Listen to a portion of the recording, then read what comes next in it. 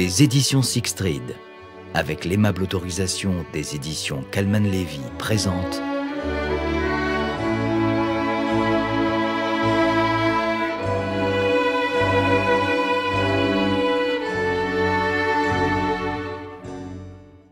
Entre deux eaux, de Donna Leon, interprété par Renaud Bertin.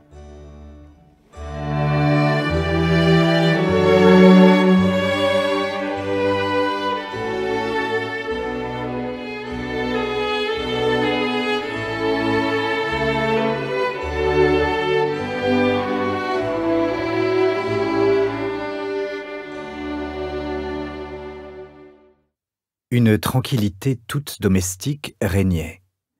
Flavia Petrelli, la diva en titre de la Scala, éminçait des oignons dans la chaleur de la cuisine. Devant elle, en rang, il y avait des tomates Roma, 2 gousses d'ail finement hachées et 2 aubergines de forme rebondie. Elle chantait debout devant le plan de travail en marbre, penchée sur les légumes, et son timbre aérien de soprano remplissait la pièce. Elle repoussait de temps en temps une mèche noire du revers du poignet, mais à peine les cheveux étaient-ils coincés derrière son oreille qu'ils s'en dégageaient aussitôt pour retomber sur sa joue.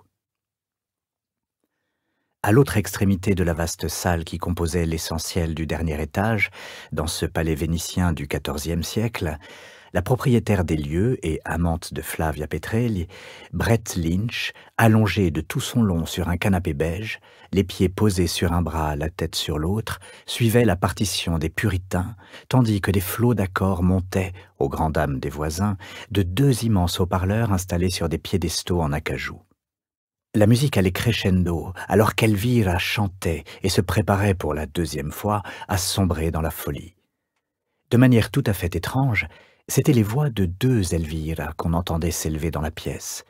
La première provenait de l'enregistrement fait par Flavia à Londres 5 mois auparavant et sortait maintenant des haut-parleurs, tandis que la seconde appartenait à la femme qui éminçait les oignons.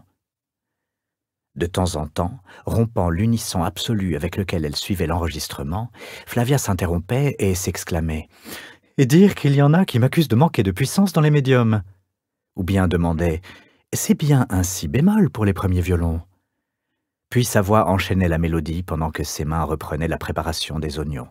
À sa gauche, de l'huile d'olive frémissait déjà, à feu doux, dans une poêle qui attendait les légumes. Au rez-de-chaussée du palais, quelqu'un appuya sur la sonnette. « J'y vais », lança Brett en posant la partition à l'envers sur le sol.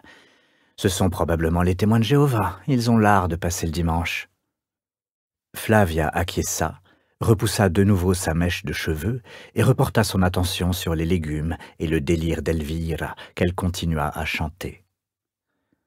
Pieds nus, appréciant la chaleur de l'appartement en cet après-midi de la fin janvier, Brett traversa la pièce parquetée, passa dans le vestibule et décrocha l'interphone placé à côté de la porte d'entrée. « Qui c'è » Une voix d'homme répondit en italien.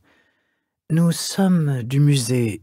Nous vous apportons des papiers de la part du dottor Semenzato. » Cet envoi de documents de la part du directeur du musée du Palais des Doges avait quelque chose de bizarre, en particulier un dimanche. Mais peut-être la lettre que Brett lui avait adressée de Chine l'avait-elle inquiété. Pourtant, l'homme ne lui avait pas du tout donné cette impression au téléphone quelques jours auparavant. Et voulait-il lui faire lire certains documents avant le rendez-vous qu'il lui avait accordé à contre-cœur pour le mardi matin suivant? « Veuillez les monter si cela ne vous ennuie pas. Dernier étage. » Sur quoi la jeune femme raccrocha et appuya sur le bouton qui commandait l'entrée, 4 étages plus bas. Puis elle alla jusqu'à la porte du séjour et lança à Flavia, au milieu des sanglots des violons, « Quelqu'un du musée, des papiers. » La cantatrice hocha la tête, prit la première aubergine et la coupa en 2, sans manquer une seule mesure de ce qui comptait le plus pour elle, perdre musicalement l'esprit par amour. Brett revint vers la porte palière, remit en place un coin de tapis retourné en passant et ouvrit la porte de l'appartement. Elle entendit des bruits de pas et 2 hommes firent leur apparition, marquant une pause au bas de la dernière volée de marche. « Il n'y en a plus que 16, » leur dit-elle avec un sourire de bienvenue. Puis, soudain consciente du froid qui arrivait de la cage d'escalier, elle mit l'un de ses pieds nus sur l'autre. Les 2 hommes, tournés vers la porte ouverte, ne bougèrent pas tout de suite. L'un d'eux tenait à la main une grande enveloppe de papier bulle. Finalement, ils attaquèrent la dernière étape, et Brett, souriant de nouveau, leur lança un encouragement. « Forza !» Le premier, un blond de petite taille, lui rendit son sourire en reprenant l'ascension, tandis que le second, plus grand, le cheveu plus sombre, lui emboîtait le pas après avoir pris une grande inspiration. Une fois sur le palier, le blond attendit que son compagnon lui rejoint. « Dottoressa Lynch ?» demanda le premier en prononçant le nom à l'italienne. « Oui ?» Brett s'effaça pour les laisser entrer. Poliment, les deux hommes marmonnèrent le « permesso » de rigueur en pénétrant dans l'appartement. Le blond, qui portait les cheveux coupés très courts et avait de séduisants yeux bleus, lui tendit l'enveloppe. « Voilà les papiers, dottoressa. Le dottor Semenzato vous fait demander de les examiner tout de suite. » Une voix très douce, un ton très poli. Le plus grand sourit et se tourna, attiré par le miroir à la gauche de la porte. Brett inclina la tête et commença à détacher le rabat de l'enveloppe, scellé à la cire rouge. Le blond se rapprocha comme s'il avait eu l'intention de l'aider à rompre le cachet. Puis brusquement, il passa derrière elle et la saisit à bras-le-corps, la serrant de toutes ses forces. L'enveloppe tomba, rebondit sur son pied nu et alla atterrir entre elle et le grand brun. Celui-ci la repoussa délicatement du pied, comme s'il prenait soin du contenu, et s'approcha à son tour de Brett. Le blond avait resserré son étreinte. Étant donné sa taille considérable, le grand fut obligé de baisser la tête pour lui dire, parlant à voix basse et d'un timbre très grave, « Vous n'irez pas au rendez-vous que vous a donné le dottor Semenzato. » Brett éprouvait plus de colère que de peur, et c'est celle-là qui lui fit répondre, « Lâchez-moi et fichez le camp d'ici !»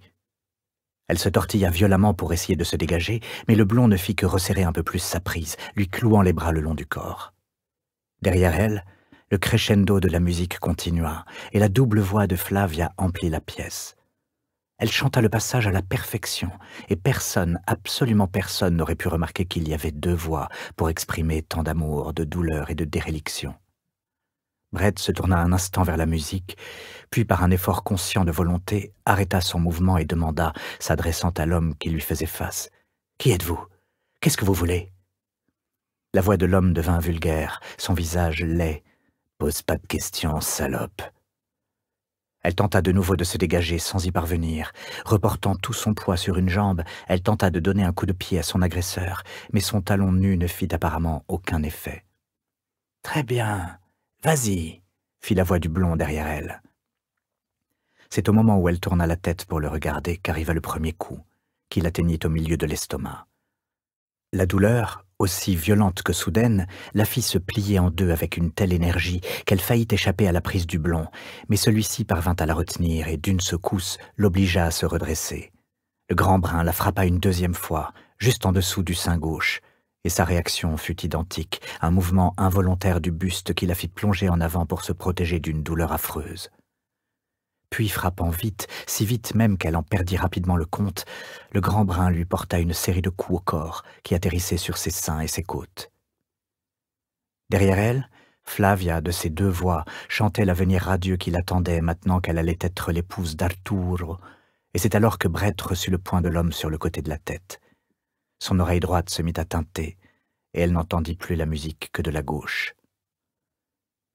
Elle n'avait conscience que d'une chose, son incapacité à émettre le moindre son. Il lui était impossible de crier, d'appeler, même de gémir. Les deux voix de soprano fusionnaient derrière elle, exultantes, débordantes de joie, et sa lèvre s'ouvrit sous le poing de l'homme. Le blond n'avait plus aucune raison de la tenir étroitement, mais il garda tout de même une main sur le bras de Brett pour la maintenir debout et la faire pivoter jusqu'à ce qu'elle lui fît face. « N'allez pas au rendez-vous avec le dottor Semenzato », dit-il d'un ton toujours aussi poli et aussi bas. Mais elle était loin de lui, elle n'écoutait plus ce qu'il lui disait. Elle n'avait qu'une conscience confuse et lointaine de la musique et de la douleur, ainsi que d'une peur noire, celle que ces deux hommes ne la tuent. Sa tête pendait, elle ne voyait que ses pieds. Elle se rendit compte que le grand brun faisait un mouvement soudain vers elle, et elle sentit de la chaleur à son visage et sur ses jambes. Elle avait perdu le contrôle de ses fonctions corporelles, et l'odeur âcre de sa propre urine lui parvint. Elle avait un goût de sang dans la bouche. Elle vit une goutte tomber sur le sol et éclabousser les chaussures des hommes. Elle restait suspendue entre eux, ne pensant qu'à une chose, son incapacité à émettre le moindre son, et ne souhaitant qu'une chose, qu'il la laisse tomber, la laisse se rouler en boule pour atténuer la douleur qui montait de tout son corps. Et pendant que tout cela se passait, la double voix de Flavia Petrelli remplissait la pièce de son chant de joie, s'élevant au-dessus du chœur et du ténor, son grand amour. Accomplissant le plus grand effort de volonté qu'elle eût fait de toute sa vie, Brett releva la tête et regarda dans les yeux du grand brun, qui se tenait à présent directement face à elle. Il lui sourit, un sourire d'une telle intimité qu'il aurait pu être celui d'un amant. Sans se presser, il tendit une main et lui saisit le sein, le pressant doucement, puis murmura « Qu'est-ce que t'en dis, cara?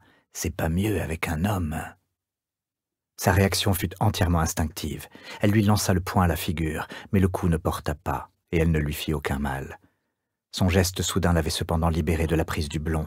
Elle retomba contre le mur, prenant conscience d'une manière lointaine et désincarnée de la solidité des briques.